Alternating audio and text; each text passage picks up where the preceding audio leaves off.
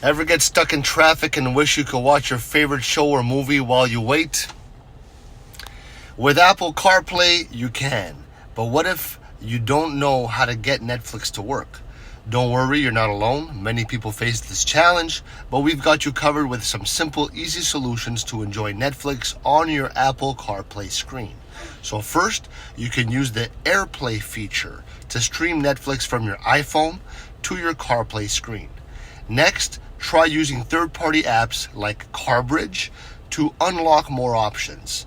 Don't forget to check Carmate for a safe, user-friendly way to stream content.